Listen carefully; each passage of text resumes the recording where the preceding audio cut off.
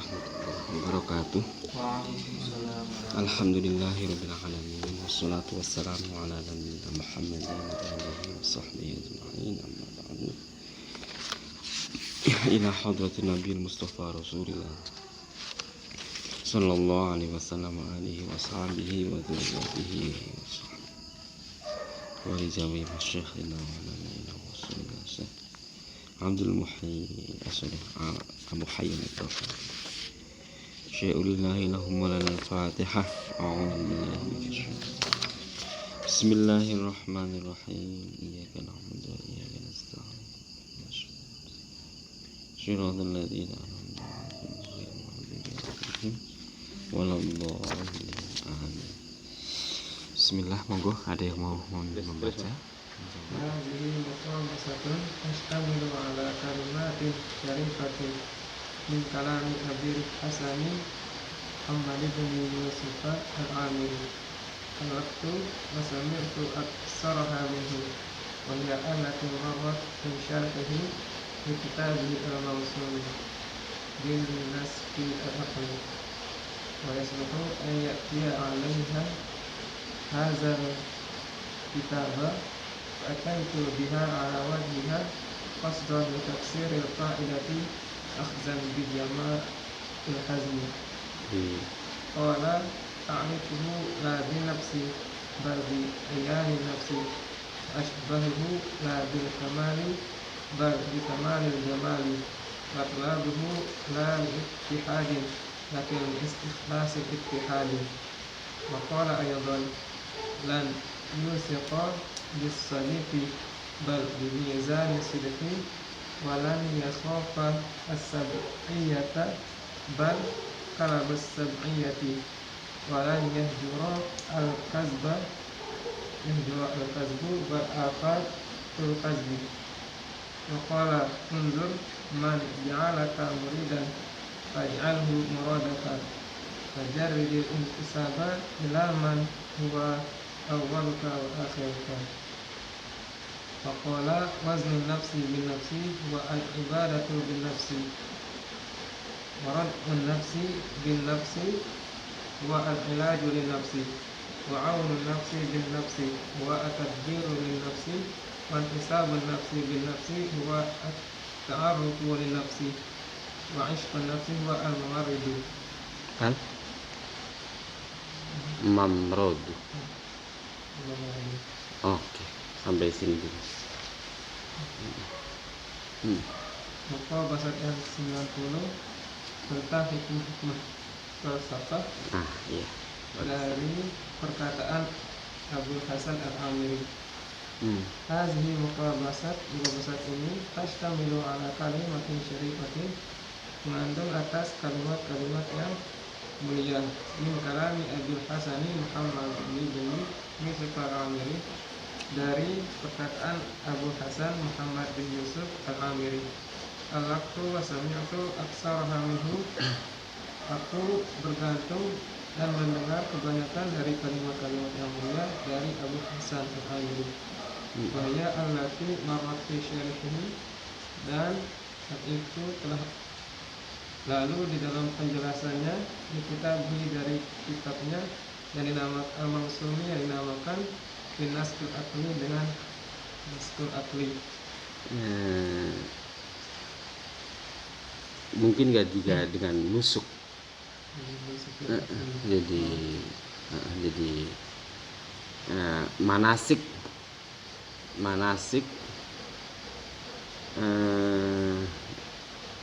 haji. Manasik itu jamak dari nuski, tetapi ada juga nusuk begitu. Saya kira ini jalan-jalan rasional, begitu. Ataupun apa namanya, bukan jalan-jalan, tetapi bukan jalan-jalan itu berarti walking gitu. Bukan gitu, tetapi apa ya istilahnya, metode ataupun arah begitu. Iya. Oke.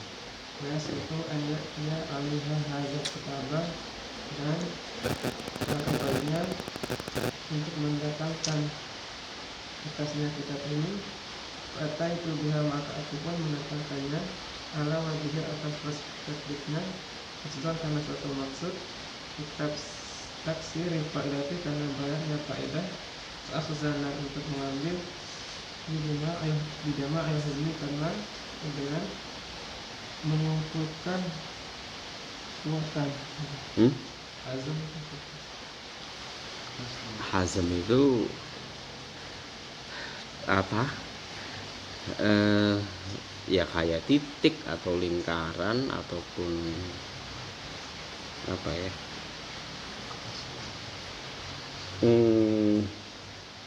Ya, kalau menurut saya sih lingkaran atau titik begitu, yang titik kumpul lah mungkin maksud saya. Maksudnya bukan bijama, tapi di sini bijima.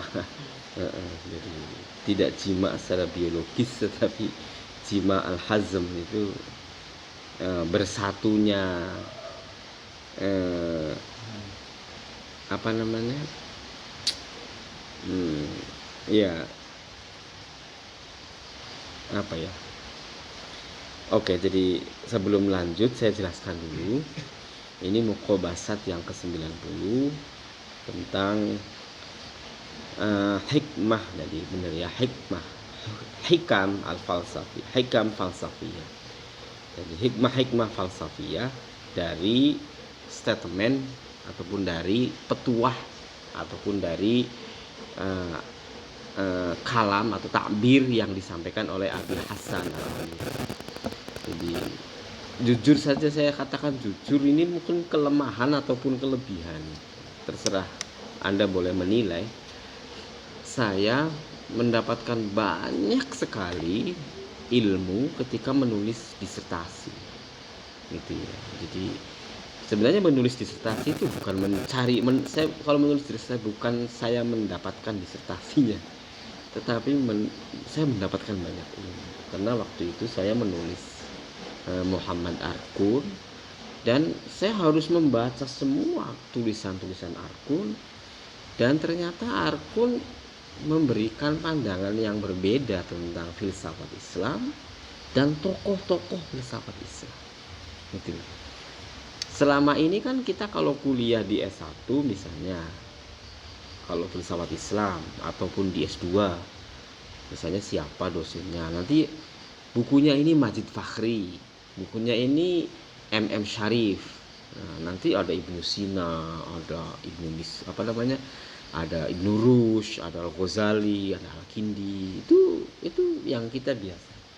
Tapi kita menemukan Arkun itu berbeda.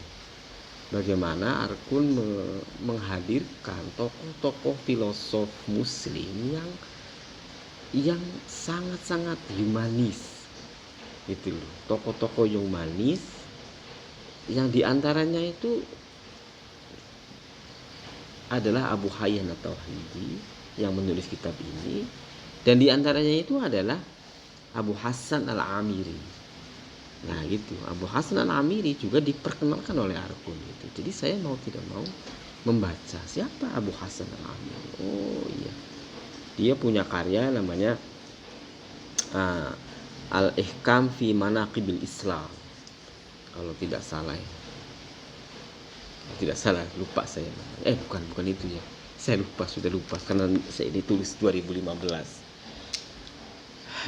Saya menyimpulkan bahwa Abil Hasan al-Amiri itu adalah founding father dari religious studies. Jadi sosok yang betul-betul melahirkan teori tentang perbandingan agama. Jadi, itu dalam satu kitabnya, dan itu saya tulis di majalah jurnal Ulumuna di Mataram itu dan menurut saya meskipun tidak ada yang baca, tapi ya karena perbandingan agama itu kecil sekali itu ya saya bangga aja gitu bisa ikut menghadirkan tokoh-tokoh yang asing. Ada perbandingan agama di kita di UIN, Fakultas Perbandingan Agama Filsafat Islam, tetapi maaf saja resources studi-studi klasik yang menjadi awal tumbuh kembangnya perbandingan agama itu betul-betul kosong, sehingga perbandingan agama itu comparative religions itu bicaranya western paradigm gitu. Ini bukan berarti saya anti barat, oh enggak, saya tidak bukan anti barat, saya juga oke saya sama barat, tapi karena keterbatasan membaca resources yang klasik sehingga perbandingan agama itu menjadi western paradigm. Nah, akhirnya kemudian kan sering teman-teman kita di perbandingan agama yang justru dicerca oleh teman-teman kita yang dari pondok. Wah, itu membanding-bandingkan agama dan itu sudah tidak punya kekuatan. Iya, kelemahannya karena kita tidak menggunakan resources yang asli dari Islam yang klasik. Seperti halnya yang ditulis oleh Abu Hasan al-Amiri. Gitu. Jadi itu sosok Abu Hasan al-Amiri yang sudah pernah saya tulis, dan di hikmah falsafiyahnya ditulis ulang oleh Abu Hayyan atau Haidi. Kitab An-Nusukil Aqli ini kemungkinannya mafkud kalau dalam bahasa sekarang. Kalau waktu saya menulis tulisan di jurnal itu juga saya tidak menemukan kitab ini. Karena saya biasanya mesti akan mencoba mencari sumber primernya gitu. An-Nusukil Aqli saya tidak menemukan. Kalau tidak salah loh ya. Tapi dia mengatakan dia menulis kitab namanya An-Nusukil Aqli, yang kemudian kitab itu saya baca dan saya tulis ulang statement-statementnya di dalam Muqabbasat ini. Bahkan dia Abu Hayyan atau Hidi tidak sekedar kata-kata yang sangat bagus dari Abu Hayyan atau Hidi. Wa'allaqahu wa sami'tu aksaruha minhu. Wa'allaqtu. Bahasanya ya, wa'allaqtu. Wa'allaqtu itu menggantung. Kok bisa menggantung? Jadi menggantung itu apa? Ini sebenarnya bukan bahasa terminologi yang bukan bahasa konseptual, tetapi bahasa yaumiyah saja. Kalau saya ini Abu Hasan al-Amiri, kamu adalah Abu Hayyan atau Haidi, dan kamu mengikuti pengajian saya akan ngomong al-hikam falsafiyah begitu bla bla bla bla bla, kemudian kamu tulis di sebuah kertas. Jangan berpikir kertas zaman dulu itu setipis kertas hari ini, paham? Jangan berpikir pulpen zaman dulu itu sekecil pulpen sekarang. Nggak tahu pulpennya seperti apa. Lah, dia tulis, kemudian dia jaga, kemudian dia gantungkan di rumahnya dia, di rumahnya Abu Hayyan atau itu namanya wa'allaqtu. Aslinya begitu. Jadi talek itu aslinya begitu, menggantungkan. Tetapi kemudian talek itu atau menghubungkan ya, tetapi kemudian talek itu menjadi bahasa terminologi dalam studi teks kitab klasik. Begitu. Kalau misalnya Mas Raha atau Mas ini punya guru, punya naskah. Nah, kemudian naskah itu Anda baca ulang dan Anda sedikit kasih catatan-catatan. Nah, itu namanya ta'liq. Jadi wa'allaqtu itu dia tulis, dia gantungkan. Ini periode pertama. Dia tulis, kemudian dia baca lagi karyanya gurunya ini. Itu namanya ta'liq. Dan itu lebih klasik. Yang lebih modern apa? Yang lebih modern itu adalah muhakkik atau tahqiq. Wahaqqaqahu, dan ini misalnya Abu Hasan As-Sandubi ini syarih wa tahqiq. itu editor, gitu loh, editor dan penyelaras, itu lebih modern dan itu western paradigm lagi karena menggunakan struktur paradigma ilmu filologi yang digunakan di seluruh dunia tentang bagaimana syarat-syarat untuk mentahqiq sebuah naskah kuno kemudian dicetak menjadi sebuah teks namanya misalnya al-muqabasah begitu. Jadi bahasa wa'alaqtu wa sami'tu aktsaruha minhu itu tidak sekedar bahasa harfiah tetapi ada makna yang gitu ya gitu. Nah sekarang apa hikmah falsafiyah ini juga sebenarnya menunjukkan dari statement ini yang kita perlu explore lebih jauh bahwa hikmah itu ada falsafiyah, ada hikmah itu ghairu falsafiyah. Kalau hikmah ghairu falsafiyah ya maaf misalnya hikmatus sholat, hikmatus siyam, kan gitu kan, hikmatul wudu, hikmatul zakat, hikmatul tashri' yang ditulis oleh Abu Hasan Al-Jurzani kalau tidak salah, itu klasik kitab itu, hikmatul tashri'. Tetapi ini bukan falsafi. Nah, saya juga baru menemukan ini justru bahwa hikmah itu ada falsafiyah, ada ghairu falsafiyah. Ini macamnya, tetapi hikmah juga oleh para filosof hiya falsafatun.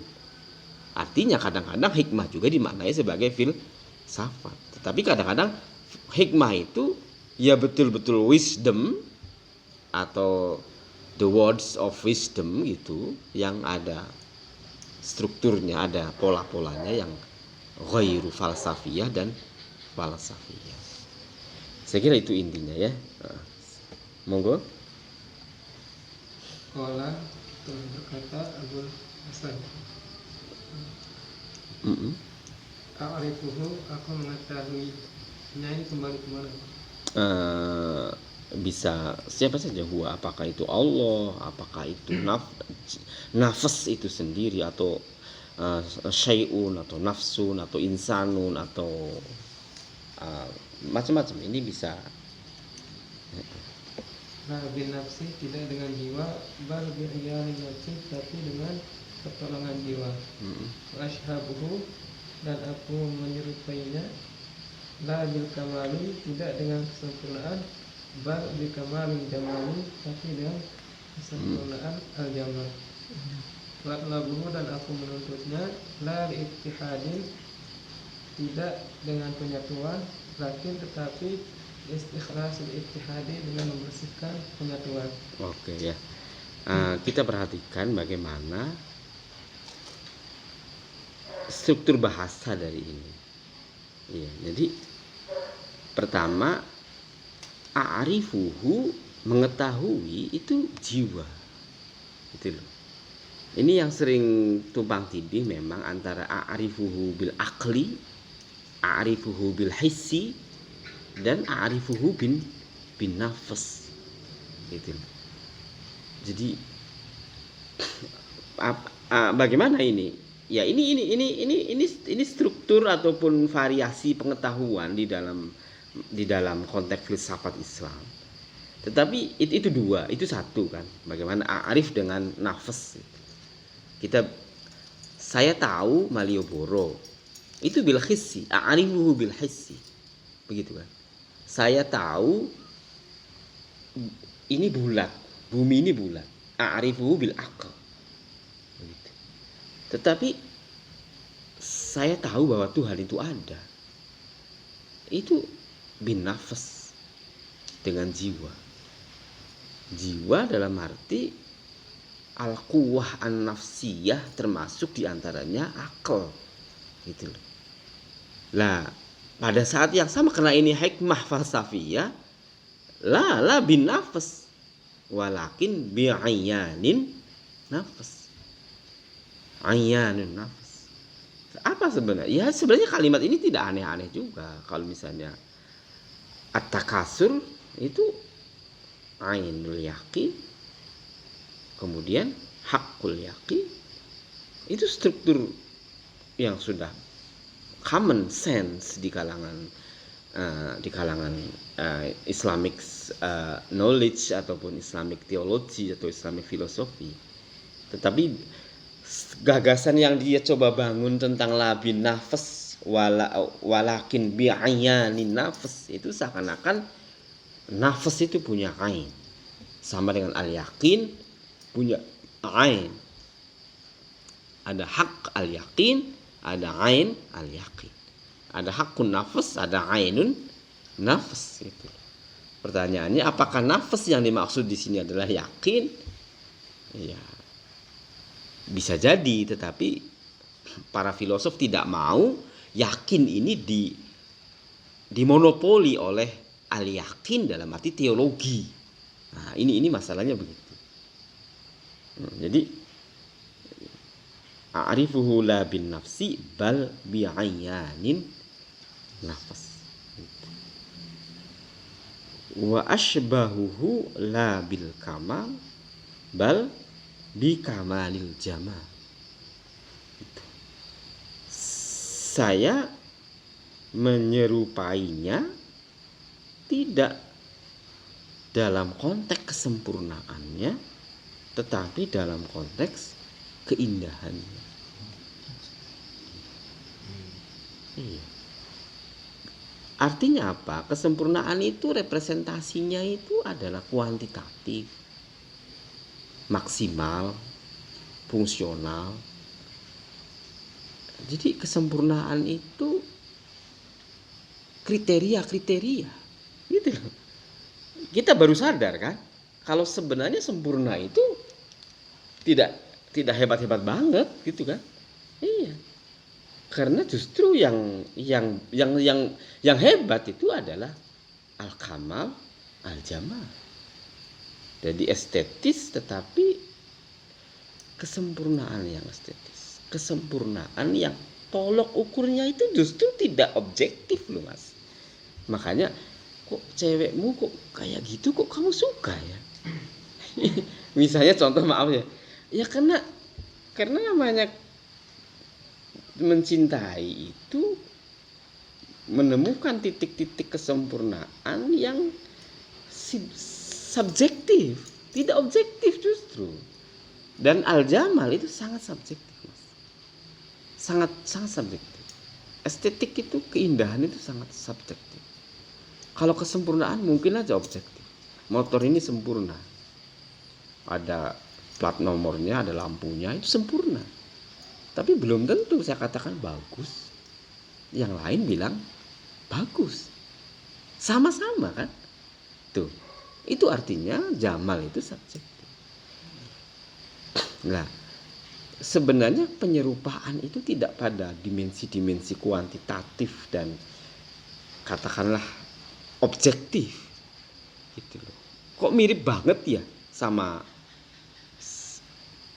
apa misalnya Angelina siapa gitu, atau misalnya kok mirip sama siapa gitu, aktor siapa yang dulu terkenal, misalnya siapa namanya, Brad Pitt misalnya, ataupun gitu ya.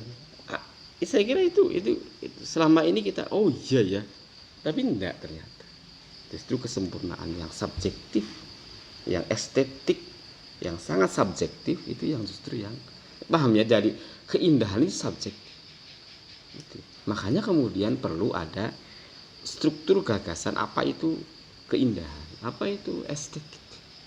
Yang estetik itu sangat subjektif, tapi justru bukan berarti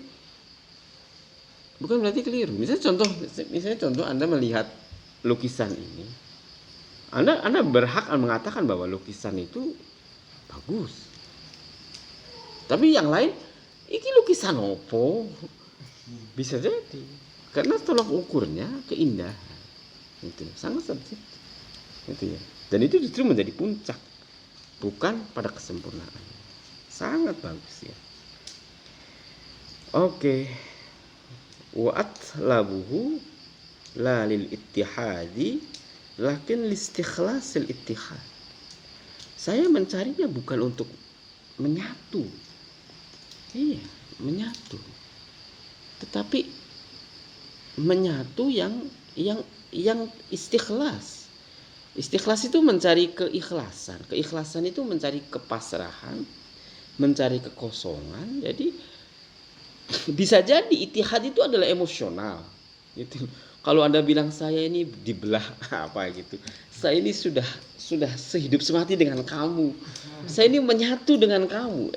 Itu bahasa emosional itu. Bukan istikhlas. Iya kan? Kelihatan sekali. Kamu bilangnya ittihad, saya bersatu dengan kamu, hidup mati bersama kamu. Ittihad, iya, tetapi sangat emosional. Kelihatan. Saya tidak tahu apakah al-halaj itu bisa dituding seperti ittihad dalam arti tidak istikhlas. Loh, kan kalau di bidang istikhlas, kenapa dia harus cawe-cawe untuk mengatakan tidak ada di sini al-halaj. Kenapa dia harus mengklaim seperti itu? Itu loh. Kalau tujuannya istikhlas, kenapa dia harus menulis syair-syair tentang anggur merah? Ada anggur merahnya. Ini anggur merah yang ditulis oleh al-halaj. Betul-betul anggur merah. Jadi anggur merah itu bukan bahasanya orang-orang yang mabuk dan minum minuman kereong, enggak. Itu awalnya dunia sufi dan memang agak dekat juga persoalan-persoalan ekstase dengan dunia sufi, dengan manipulasi ini, manipulasi otak yang di engineer sedemikian rupa oleh minuman ataupun obat-obatan. Begitu. Jadi bukan berarti saya menuduh sufi itu dalam konteks itu, enggak. Tapi dunia sufi dunia yang sangat bebas begitu. Jadi al-halaj dengan mengklaim itu, apakah dia masuk kepada al-ittihad atau al-istikhlasul ittihad? Dia ittihad tetapi visi dan energinya itu istikhlas. Istikhlas itu mencari kemurnian. Tidak hanya ingin menyatu dengan kamu. Itu, tetapi betul-betul melebur dan kemurnian yang dicari. Tidak sekedar menyatu dengan Tuhan. Gitu kan? Itu yang dimaksud dengan istikhlas. Oke. Terus? Bahwa Aidon sama kata bahasa juga, lalu siapa bisa tidak akan tidak akan percaya disedeki dengan kebenaran, bal dimizan disedeki tapi dengan timbangan kebenaran. Orang yang khafas sab'iyata dan tidak akan merasa takut sab'iyahnya. As-subu'iyah. Subu'iyah itu al-hayawan as-sibai, galak, liar ataupun kegalakan atau keliaran. Bar kala bersab'iyati, tetapi anjing yang galak. Iya. Walan yahjurul kaziba bal afatul kazabi. Jadi kizbun begitu kan, begitu. Jadi atau kazib juga boleh lah, begitu, tergantung. Tapi konsisten aja. Kalau misalnya kazib, ya kazib, ataupun kizbun, walayyah jurul kaziba bal afatul kazibi, gitu. Kalau walayyah jurul kazbi, walayyah jurul kazba bal afatul kazbi. Jadi yang pertama jadi maf'ul, begitu. Kemudian yang kedua jadi mudhof ilaih, begitu. Atau ini. Oke. Bingung ya? Insyaallah bisa dipahami. La yuthiqal bisidqi. Jangan pernah dipercayai, begitu, bisodiqi, dengan teman. Sodiq, teman yang dipercaya. Lan yuthiqa bisodiq, jangan pernah percaya terhadap orang yang paling kamu percaya. Jangan. Sepercaya-percayanya teman yang kamu bisa percaya, dia masih memungkinkan untuk mengkhianati kamu. Itu. La yuthiqa bis-sadiq. Bal bimizani sidqi. Tetapi tekankan kepada persaudaraan yang mizan, yang moderat. Mizan itu balance. Mizan itu seimbang.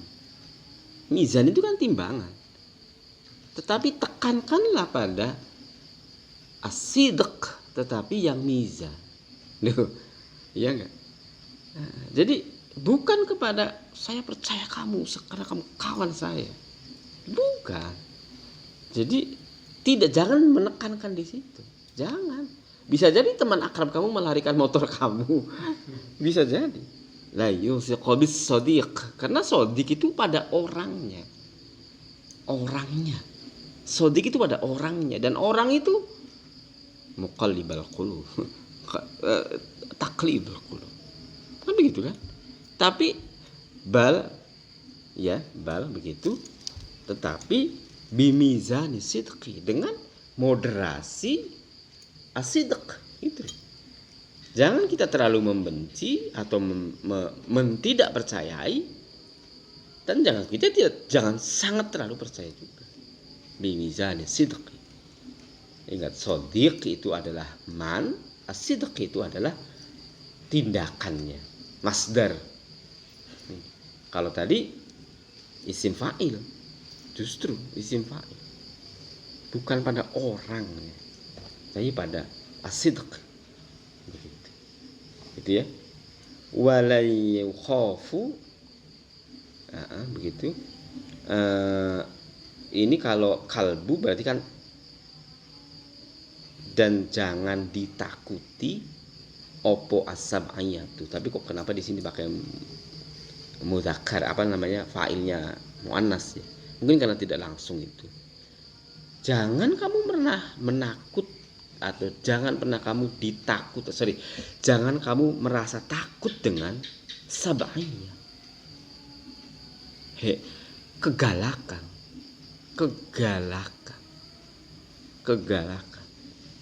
Tetapi takutlah kepada al-qalb as-sab'iyah, anjing yang galak. Tentu ini adalah satu kalimat-kalimat amsal, begitu. Jadi kegalakan itu semu, sangat relatif. Ular ini galak, ayam ini galak, kambing ini galak, begitu. Katakanlah sapi ini galak, kerbau ini galak, misalnya begitu ya. Atau dosen ini galak, itu semu. Tetapi kesemuan sifat karakter galak ini akan lebih pas, jelas ketika direpresentasikan dengan subjeknya. Subjeknya itu siapa? Anjing ini. Dalam arti bukan anjing dalam arti anjing, tetapi menunjukkan bahwa kegalakan itu harus disamakan, ditempelkan subjeknya itu apa. Gitu loh. Jadi la yukhafus sab'iyah itu tidak ditakuti pada kegalakannya, tetapi pada anjing yang galak. Dalam arti kegalakan itu sejatinya ada pada subjek yang galak ini, bukan galaknya. Kalau sudah pada subjeknya, ya nanti lihat dululah subjeknya ini siapa. Sak galak-galak Misalnya Pak siapa itu ya udahlah santai aja. Nah, karena kamu melihatnya galaknya Pak ini. Tapi kamu bilang lain, sak galak-galak Pak ini mesti ya karena kamu melihat galak dengan Pak ini. Itu namanya kalbus sab'ai. Begitu. Begitu. Jadi pemahamannya seperti itu. Walayyah jurul kadhiba. Dan jangan kamu dan tidak pernah atau apa bukannya begitu ya. Bukannya yahjurul kadhib. Bal afatul kadhib. Berbicara tentang kebohongan itu representasinya bukan besar kecil. Yahjur itu hajaro itu apa namanya? Sumrambahnya. Sumrambah itu misalnya kamu tukang bohong, itu namanya yahjurul kadhib. Jadi bohongnya itu banyak gitu loh. Gitu. Kemana-mana yang namanya ini tuh kalau ngomong tuh bohong. Udah lah, dia udah karakternya kok. Begitu. Enggak apa-apa, wong dia itu biasa kok kayak gitu. Bohong ya wis pateke. Kan gitu ya. Tetapi ingat, sebenarnya yang lebih berbahaya itu adalah afatul kadhib. Bukan pada merebaknya kebohongan. Tetapi bahwa kita tidak pernah sadar bahwa kebohongan yang satu itu menimbulkan bahaya yang menimbulkan impact yang sangat besar, efek yang sangat besar pada dimensi-dimensi yang lain. Contoh, ya maaf saja, rakyat yang sama semua, maaf saja ya, saya tidak bermaksud merepresentasikan contoh kebenaran ini. Misalnya rakyat Pulau A itu tukang bohong, no problem deh. Tetapi si pembohong yang satu, yaitu presiden, akan memberi dampak yang sangat besar loh bagi semua rakyat. Ya, satu kebohongan yang disampaikan oleh presiden itu afatnya itu lebih besar loh. Itu loh maksud. Bukan pada kebohongannya yang merajalela. Hajaro itu pindah itu. Sudah ke sana. Satu kampus bohong semua. Misalnya, masih mendingan deh. Tapi kalau satu dekan misalnya bohong, dia akan berimplikasi besar kepada semuanya. Coba bayangkan, satu orang kan. Itu afatnya. Jadi lihatlah pada afatnya, bukan kepada karakternya pembohong, sifatnya pembohong, kebiasaan berbohong. Dalam konteks tertentu mungkin sah-sah saja. Kenapa tidak? Begitu kan? Sepak bola itu tidak ada manipulasinya. Benar enggak? Ada itu manipulasi dalam sepak bola, pura-pura jatuh, pura-pura tersenggol gitu kan, macam-macam deh gitu. Dan itu menjadi seni. Tetapi satu kebohongan yang dilakukan oleh seorang wasit akan berbahaya. Iya enggak? Itu jelas sekali. Ya jurul kadhib bal afatul kadhib. Gitu.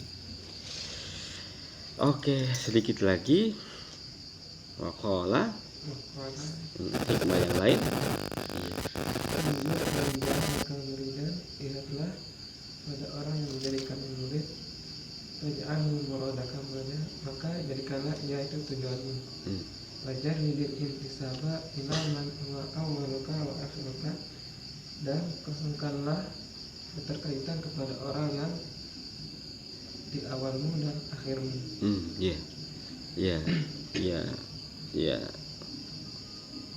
Lihatlah orang yang telah menjadikan kamu sebagai murid.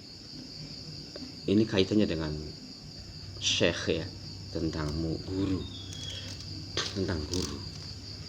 Jadi memang susah sekali. eh, susah sekali ya. Ini pengalaman subjektif saja. Mohon dimatikan recorder. Itu kamu harus menjadi murad, visi yang terus menerus lahir, visi ke sana gitu loh.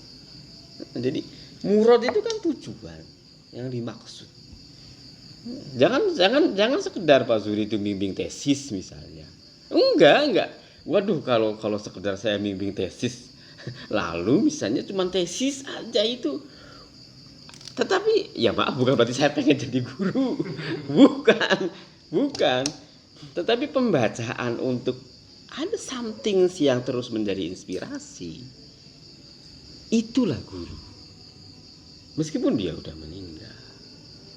Kayak Gus Dur. Itu guru. Makanya dia guru bangsa. Ada inspirasi-inspirasi yang tidak hilang, yang terus begitu yang. Dan ini bukan sembarang ya, saya kira tidak semua begitu. Apalagi orang-orang seperti saya kira siapa yang menginspirasi? Tidak. Maksud saya contoh guru-guru lain yang dimaksud ini waj'al muradaka. Susah ini Mas. Susah. Kita masuk kelas habis itu udah lupa. Kalaupun tidak lupa, ingat, tetapi ingatnya bukan yang itunya. Aduh, sama dosen itu saya ingat sekali dengan lucu-lucunya. Waduh, ini ingat sekali dengan tertawanya gitu. Aduh, macam-macam tadi. Ya, memang begitu. Itu pola yang jadi seperti itu ya. Jadi mana waj'al. Jadi agak wajarridil intisaba ila man huwa awwaluka wa akhiruka. Tetapi kamu harus betul-betul mengosongkan diri kamu ila man huwa awwaluka wa kepada orang.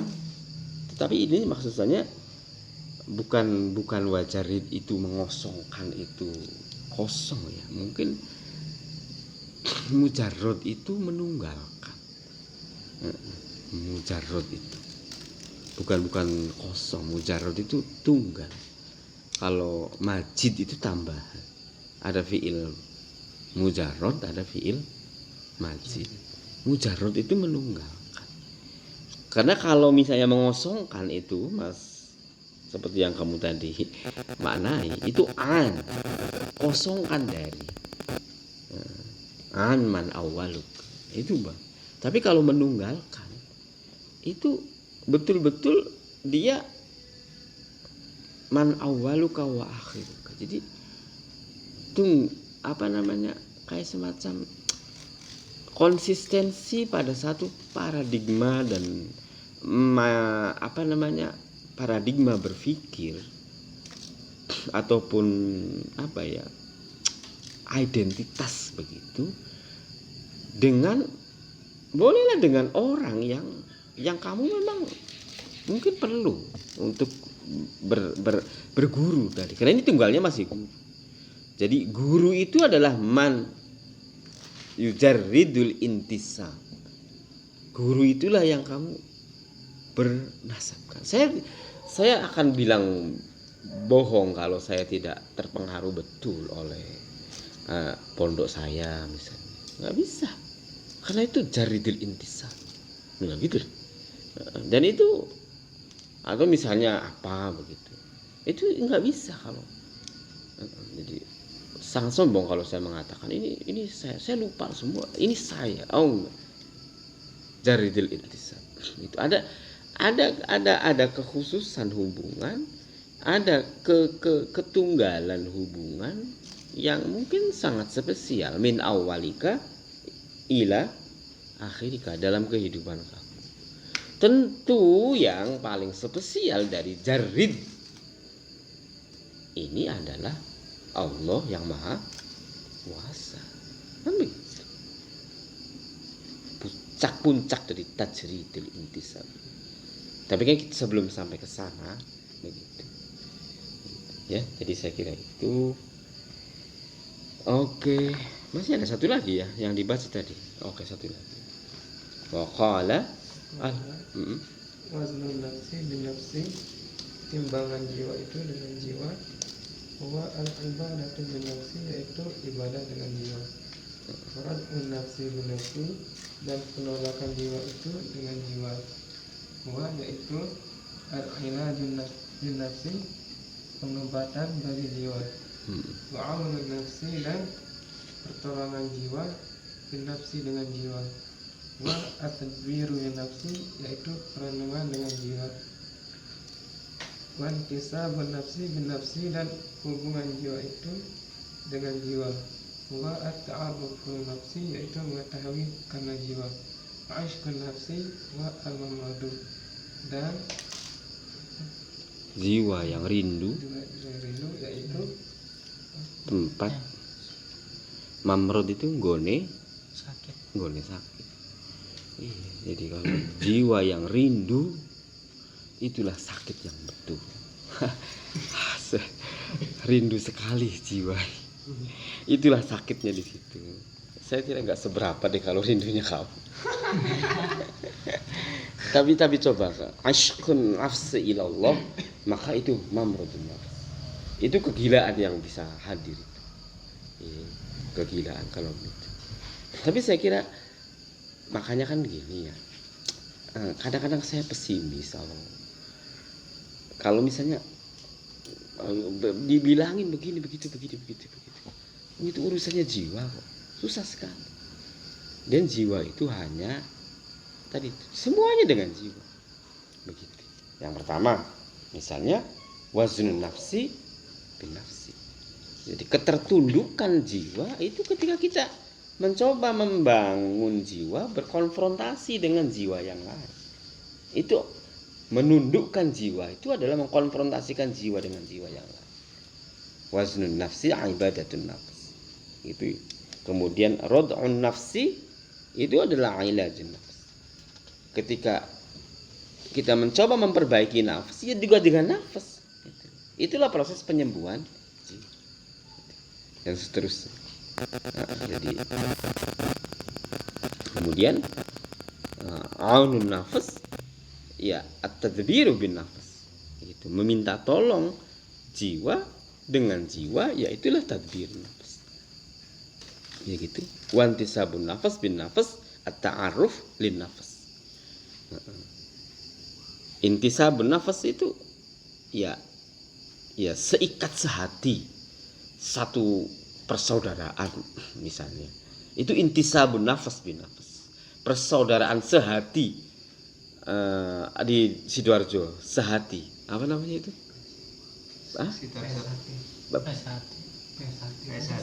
Iya, apa namanya? P1 apa itu? Itu waduh, itu persaudaraan betul-betul ini contoh ini persaudaraan P1 ini. Oh iya, itu betul-betul persaudaraan sehati setia hati. Contohnya itu geruduk mainnya. Iya kan?